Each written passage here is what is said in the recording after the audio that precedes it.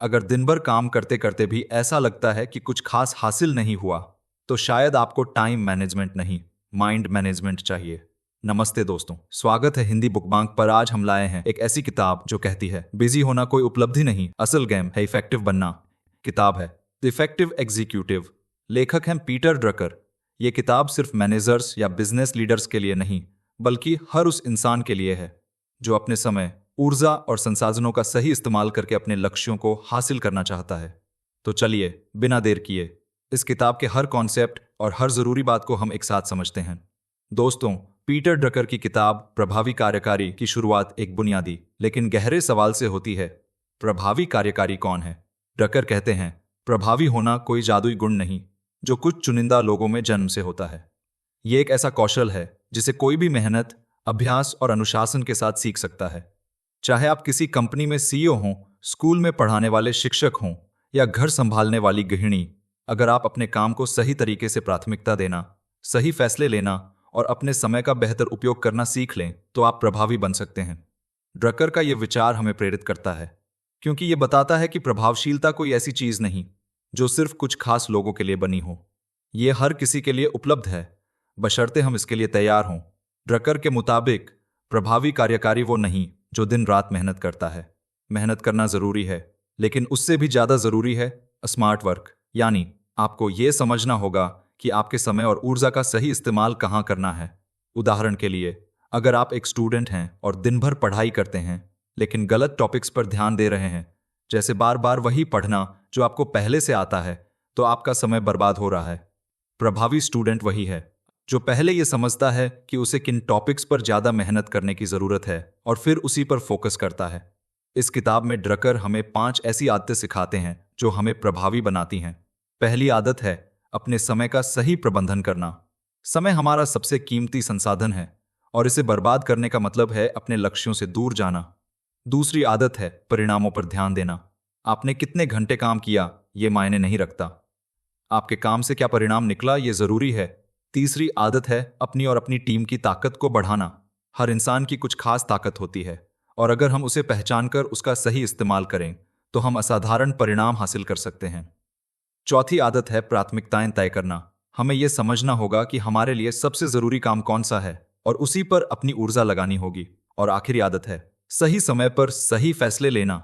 एक प्रभावी कार्यकारी वो है जो न केवल सही फैसले लेता है बल्कि उन्हें लागू करने की हिम्मत भी रखता है।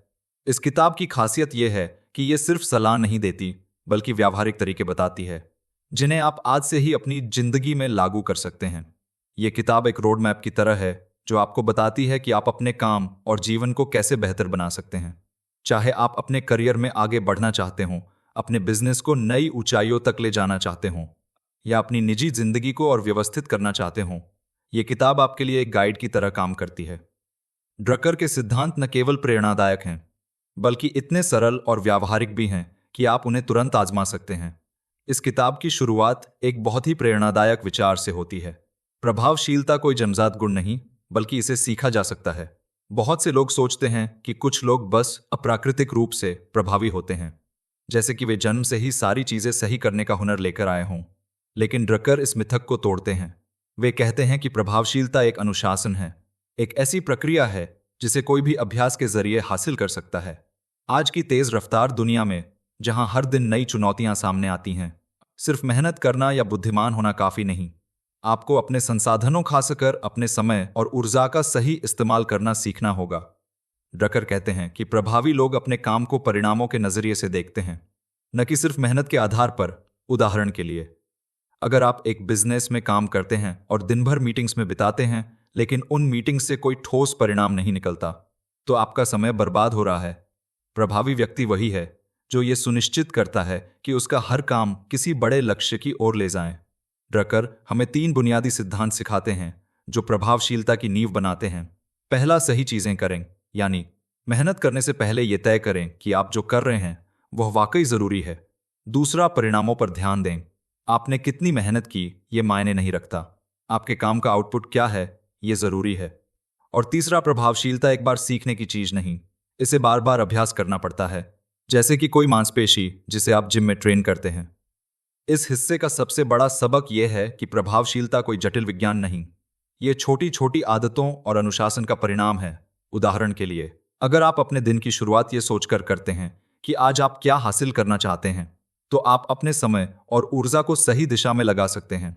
ड्रकर हमें यह भी सिखाते हैं कि प्रभावशीलता का मतलब हर काम में परफेक्ट होना नहीं। ये इस बात पर निर्भर करता है कि आप अपने संसाधनों का कितना समझदारी से इस्तेमाल करते हैं। अगर आप अपने काम को परिणामों के नजरिए से देखना शुरू करते हैं, तो आप धीरे धीरे उन आदतों को अपनाने लगते हैं जो आपको प्रभावी बनाती हैं। यह हिस्सा हमें एक मजबूत आधार देता है और हमें यह विश्वास दिलाता है कि प्रभावशीलता हर किसी की पहुंच में है, बशर्ते हम इसके लिए मेहनत करें। अब बात करते हैं किताब के सबसे महत्वपूर्ण कॉन्सेप्ट्स में से 21वें का प्रबंधन। ड्रकर कहते हैं, जब तक आप अपने समय को नियंत्रित नहीं करते, आप कुछ भी नियंत्रित नहीं कर सकते। दोस्तों, समय हमारा सबसे कीमती संसाधन है। पैसा खो जाए तो उसे वापस कमाया जा सकता है, लेकिन समय, वो एक बार गया तो गया। ड्रकर सलाह देते हैं कि हमें सबसे पहले यह समझना चाहिए कि हमारा समय कहाँ जा रहा है। ज्यादातर लोग अपने समय का सही इस्तेमाल इसलिए नहीं कर पाते क्योंकि उन्हें पता ही नहीं कि उनका समय कहाँ लीक हो रहा है। इसके लिए ड्रकर एक आसान लेकिन बहुत प्रभावी तरीका सुझाते हैं। टाइम लॉग बनाएं, यानी कुछ दिनों तक ये लिखे कि आप हर घंटे क्या कर रहे हैं। उदाहरण के लिए, सुबह 9 से 10 बजे तक आप सोशल मीडिया पर थे, 10 से 11 बजे तक नाश्ता किया और 11 से 12 बजे तक पढ़ाई की। ऐसा करने से आपको साफ दिखेगा कि आपका समय किन चीजों में बर्बाद हो रहा है। ड्रकर बताते हैं कि समय की बर्बादी आमतौर पर 3 तरीकों से होती है। पहला, अनावश्यक मीटिंग्स, ऐसी बैठकों में समय देना जो बिना किसी ठोस परिणाम के खत्म हो जाती हैं। दूसरा, गलत प्राथमिकताएं, उन कामों पर समय देना जो आपके लक्ष्यों के लिए जरूरी नहीं। और तीसरा, बिखरा हुआ ध्यान, बार बार मल्टीटास्किंग करना जिससे कोई भी काम पूरी तरह से नहीं हो पाता। समय को बचाने के लिए ड्रकर कुछ व्यावहारिक उपाय बताते हैं। पहला, अपने काम को एकत्र करें। छोटे छोटे कामों को एक साथ निपटाएं, जैसे अपने सारे ईमेल एक बार में चेक करें, न कि दिन भर बार बार। इससे आपका ध्यान बार बार नहीं बंटता। दूसरा, नहीं कहना सीखें। अगर कोई काम आपकी प्राथमिकता में नहीं, तो उसे विनम्रता से मना कर दें। यह आपको उन कामों के लिए समय देगा जो वास्तव में महत्वपूर्ण हैं। तीसरा, डेलीगेशन, जो काम आप दूसरों को सौंप सकते हैं उन्हें सौंप दें। उदाहरण के लिए, अगर आप एक मैनेजर हैं, तो छोटे मोटे प्रशासनिक कामों को अपनी टीम को सौंपकर आप अपने समय को रणनीतिक योजना बनाने में लगा सकते हैं। इसके अलावा ड्रकर सलाह देते हैं कि हमें अपने समय को बड़े हिस्सों में बांटना चाहिए। यानी, अगर आप कोई महत्वपूर्ण काम कर रहे हैं, जैसे कोई प्रोजेक्ट प्लान बना रहे हैं, तो इसके लिए कम से कम 1 से 2 घंटे का समय बिना किसी रुकावट के निकालें। बार बार रुकने और शुरू करने से आपकी प्रोडक्टिविटी कम हो सकती है। यह हिस्सा हमें सिखाता है कि समय का सही प्रबंधन करने के लिए हमें पहले अपने समय का हिसाब रखना होगा। जब हमें पता चलेगा कि हमारा समय कहाँ जा रहा है, तभी हम उन चीजों को हटा सकते हैं जो इसे बर्बाद कर रही हैं। और जब हम अपने समय को नियंत्रित करना सीख लेते हैं, तो हम अपने काम और जीवन को भी बेहतर तरीके से नियंत्रित कर सकते हैं। अब हम आते हैं किताब के एक और महत्वपूर्ण हिस्से पर, जो है, मैं क्या योगदान कर सकता हूं। ड्रकर कहते हैं कि एक प्रभावी कार्यकारी हमेशा अपने काम को इस नजरिए से देखता है कि वो अपने संगठन, समाज या अपनी जिंदगी में क्या मूल जोड़ सकता है। ज्यादातर लोग अपने काम को इनपुट के आधार पर देखते हैं, जैसे मैंने कितने घंटे काम किया या मैंने कितने ईमेल का जवाब दिया। लेकिन ड्रकर कहते हैं कि प्रभावी लोग आउटपुट पर ध्यान देते हैं, यानी आपके काम से क्या परिणाम मिला। उदाहरण के लिए, अगर आप एक शिक्षक हैं, तो आपका योगदान ये नहीं कि आपने कितने घंटे पढ़ाया, बल्कि यह है कि आपके स्टूडेंट्स ने कितना कुछ सीखा। ड्रकर सलाह देते हैं कि हमें अपने से कुछ खास सवाल पूछने चाहिए। पहला, मेरे इस काम से मेरे संगठन को क्या फायदा होगा। दूसरा, मेरे इस फैसले से मेरी टीम का भला कैसे होगा। और तीसरा, मैं अपने काम को और बेहतर कैसे कर सकता हूं। इन सवालों के जवाब आपको अपने काम का असली उद्देश्य समझने में मदद करते हैं। उदाहरण के लिए, अगर आप एक मार्केटिंग मैनेजर हैं, तो आपका योगदान ये नहीं कि आपने कितने विज्ञापन बनाए, बल्कि यह है कि उन विज्ञापनों से कंपनी की बिक्री में कितना इजाफा हुआ। इसके लिए 3 चीजें जरूरी हैं: स्पष्टता, संचार और प्राथमिकता। सबसे पहले, अपने रोल और जिम्मेदारियों को पूरी तरह समझें। अगर आपको पता ही नहीं कि आपका काम क्या है, तो आप उसमें मूल्य कैसे जोड़ेंगे। दूसरा, अपनी टीम और बॉस के साथ खुलकर बात करें। यह सुनिश्चित करें कि आप सब एक ही दिशा में काम कर रहे हैं। उदाहरण के लिए, अगर आपकी टीम को लगता है कि प्रोडक्ट की क्वालिटी बढ़ाना जरूरी है, लेकिन आप मार्केटिंग पर ज्यादा ध्यान दे रहे हैं, तो आपका योगदान बिखर जाएगा। और तीसरा, अपने योगदान को बढ़ाने के लिए सबसे जरूरी काम को पहले करें। अगर आप अपने समय का 20% हिस्सा उन कामों में लगाएं जो आपके 80% परिणाम देते हैं, तो आपका योगदान अपने आप बढ़ जाएगा। ये हमें सिखाता है कि अपने काम को योगदान के नजरिए से देखना हमें न केवल अपने लिए बल्कि अपने आसपास के लोगों के लिए भी ज्यादा मूल्यवान बनाता है। ये हमें यह भी सिखाता है कि हमें अपने काम को बड़े परिप्रेक्ष्य में देखना चाहिए। यानी हमारा काम सिर्फ हमारी अपनी सफलता के लिए नहीं, बल्कि हमारे संगठन, हमारी टीम और हमारे समाज के लिए भी कुछ मूल्य जोड़ना चाहिए। जब हम इस तरह सोचना शुरू करते हैं, तो हमारा हर काम ज्यादा अर्थपूर्ण और प्रभावी हो जाता है। अब बात करते हैं अपनी ताकत को बढ़ाने की। ड्रकर कहते हैं कि एक प्रभावी कार्यकारी अपनी कमजोरियों को सुधारने में समय बर्बाद नहीं करता, बल्कि अपनी ताकत को और मजबूत करता है। यह विचार बहुत शक्तिशाली है, क्योंकि हम में से ज्यादातर लोग अपनी कमजोरियों को ठीक करने में इतना समय लगा देते हैं कि अपनी ताकत को भूल जाते हैं। ड्रकर कहते हैं कि अपनी ताकत को पहचानना और उसका सही इस्तेमाल करना ही आपको असाधारण बनाता है। सबसे पहले हमें यह समझना होगा कि हमारी ताकत क्या है। इसके लिए ड्रकर एक आसान लेकिन प्रभावी तरीका सुझाते हैं, फीडबैक एनालिसिस। यानी अपने हर बड़े फैसले को लिखें और कुछ महीनों बाद देखें कि वो फैसला सही था या गलत। उदाहरण के लिए, अगर आपने अपनी कंपनी में एक नई रणनीति लागू की, तो 6 महीने बाद उसका परिणाम देखें। क्या वो रणनीति सफल रही? अगर हाँ, तो इसका मतलब है कि आप रणनीति बनाने में अच्छे हैं। अगर नहीं, तो यह समझने की कोशिश करें कि आप कहाँ चूक गए। इस तरह का विश्लेषण आपको यह समझने में मदद करता है कि आप किन चीजों में स्वाभाविक रूप से अच्छे हैं। एक बार जब आपको अपनी ताकत पता चल जाए, तो उसका पूरा इस्तेमाल करें। उदाहरण के लिए, अगर आप लिखने में अच्छे हैं, तो उस स्किल को और निखारें। अगर आप लोगों को प्रेरित करने में माहिर हैं, तो उस कौशल को और बेहतर बनाएं। ड्रकर कहते हैं कि अपनी ताकत को बढ़ाने का मतलब है उसका ज्यादा से ज्यादा उपयोग करना। अगर आप प्रेजेंटेशन देने में अच्छे हैं, तो ज्यादा से ज्यादा मौकों पर प्रेजेंटेशन दें। अगर आप डेटा एनालिसिस में माहिर हैं, तो अपने प्रोजेक्ट्स में उस स्किल को लागू करें। साथ ही अपनी टीम की ताकत का भी इस्तेमाल करें। कोई भी इंसान हर चीज में अच्छा नहीं हो सकता। अगर आपकी कोई कमी है, तो किसी ऐसे व्यक्ति को ढूंढे जो उस कमी को पूरा कर सके। उदाहरण के लिए, अगर आप प्रेजेंटेशन देने में कमजोर हैं, लेकिन आपकी टीम में कोई इस काम में माहिर है, तो उसे वो जिम्मेदारी सौंप दें। ड्रकर कहते हैं कि प्रभावी कार्यकारी अपनी कमजोरियों को इस तरह मैनेज करते हैं कि वे उनके काम में बाधा न बनें। इसका मतलब ये नहीं कि आपको अपनी कमजोरियों को पूरी तरह नजरअंदाज करना है, बल्कि ये कि आप उन्हें इस तरह संभालें कि वे आपके रास्ते में ना आएं। यह हमें सिखाता है कि अपनी ताकत को पहचानना और उसका सही इस्तेमाल करना ही हमें प्रभावी बनाता है। अपनी कमजोरियों पर समय बर्बाद करने की बजाय अपनी ताकत को और चमकाएं और अपनी टीम की ताकत को भी अपने लक्ष्यों के साथ जोड़ें। इस तरह आप न केवल अपने काम में बेहतर बनेंगे, बल्कि अपने आसपास के लोगों को भी बेहतर बनाने में मदद करेंगे। ये एक ऐसा दृष्टिकोण है जो हमें अपनी पूरी क्षमता का उपयोग करने के लिए प्रेरित करता है। प्रभावी बनने की यात्रा में सबसे महत्वपूर्ण कदम है प्राथमिकताएं तय करना। ड्रकर का मानना है कि जो लोग अपने क्षेत्र में असाधारण परिणाम हासिल करते हैं, वे ये जानते हैं कि उनकी ऊर्जा और समय को कहाँ लगाना है। इसका मतलब है कि हमें हर काम को करने की कोशिश नहीं करनी चाहिए, बल्कि उन चुनिंदा कामों पर ध्यान देना चाहिए जो वास्तव में मायने रखते हैं। लेकिन यह इतना आसान नहीं, क्योंकि हमारे सामने हर दिन ढेर सारे काम आते हैं और उनमें से सही को चुनना एक कला है। सबसे पहले हमें यह समझना होगा कि हर काम बराबर महत्वपूर्ण नहीं होता। ड्रकर सुझाव देते हैं कि हमें हर सुबह यह सवाल पूछना चाहिए, आज का सबसे जरूरी काम क्या है? यह सवाल हमें उस एक या दो कामों की ओर ले जाता है जो हमारे लक्ष्यों को हासिल करने में सबसे ज्यादा मदद करेंगे। उदाहरण के लिए, अगर आप एक प्रोजेक्ट मैनेजर हैं, तो हो सकता है कि आपका सबसे जरूरी काम किसी क्लाइंट के साथ मीटिंग की तैयारी करना हो, न कि छोटे मोटे ईमेल का जवाब देना। इस तरह का फोकस हमें उन कामों से दूर रखता है जो शायद जरूरी लगते हैं, लेकिन वास्तव में हमारे समय को बर्बाद करते हैं। इसके लिए ड्रकर 80-20 नियम की बात करते हैं।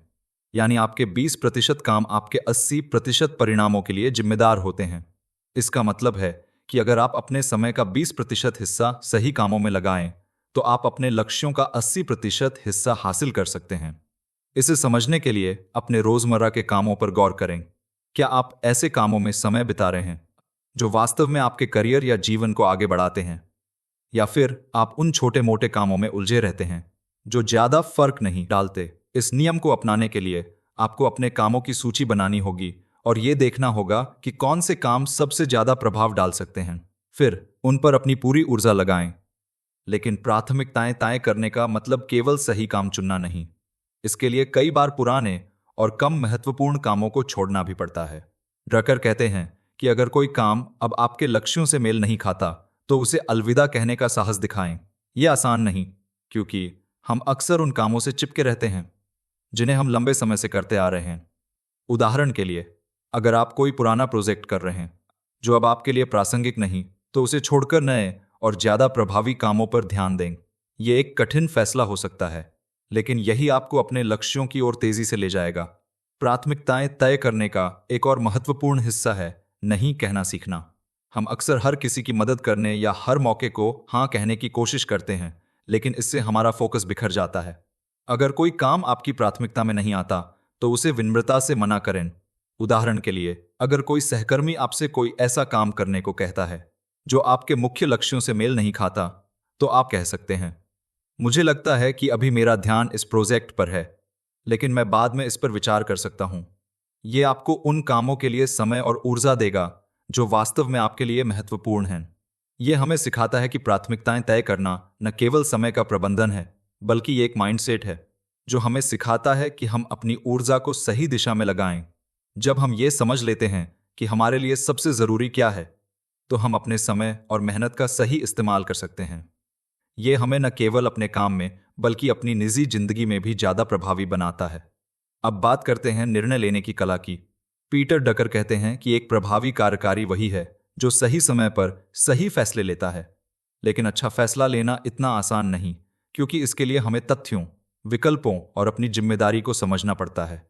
ड्रकर हमें एक ऐसी प्रक्रिया सिखाते हैं जो हमारे फैसलों को न केवल बेहतर बनाती है, बल्कि हमें आत्मविश्वास भी देती है। सबसे पहले हमें यह समझना होगा कि हम फैसला क्यों ले रहे हैं। हर फैसले के पीछे एक समस्या होती है, और अगर हम उस समस्या को सही से नहीं समझते तो हमारा फैसला भी गलत हो सकता है। उदाहरण के लिए, अगर आपकी कंपनी की बिक्री कम हो रही है, तो आपको यह समझना होगा कि क्या समस्या प्रोडक्ट की गुणवत्ता में है, मार्केटिंग में है, या फिर किसी और चीज में। समस्या को स्पष्ट करने के लिए आपको तथ्य जुटाने होंगे। इसका मतलब है कि आपको डेटा, जानकारी और तथ्यों को इकट्ठा करना होगा, ताकि आपका फैसला अंदाजे पर नहीं बल्कि ठोस आधार पर टिका हो। उदाहरण के लिए, मान लीजिए आप एक रेस्तरां चलाते हैं और ग्राहकों की संख्या कम हो रही है। आप सोच सकते हैं कि इसका कारण खाने की कीमतें हैं। लेकिन अगर आप तथ्य जुटाएं, जैसे ग्राहकों से फीडबैक ले, मार्केट ट्रेंड्स देखें या अपने स्टाफ से बात करें, तो आपको पता चल सकता है कि असली समस्या खाने की गुणवत्ता या सर्विस में है। तथ्य जुटाने से आपका फैसला ज्यादा सटीक और प्रभावी होगा। इसके बाद आपको अपने सामने मौजूद सभी विकल्पों का मूल्यांकन करना होगा। हर विकल्प के फायदे और नुकसान को समझें। मान लीजिए आप एक नया प्रोजेक्ट शुरू करना चाहते हैं। आपके पास दो विकल्प हैं, या तो आप इसे अपनी मौजूदा टीम के साथ शुरू करें या फिर नई टीम को हायर करें। दोनों विकल्पों के अपने फायदे और नुकसान हैं। मौजूदा टीम के साथ काम करने से समय और पैसा बचेगा, लेकिन हो सकता है कि उनकी स्किल्स उस प्रोजेक्ट के लिए पर्याप्त ना हो।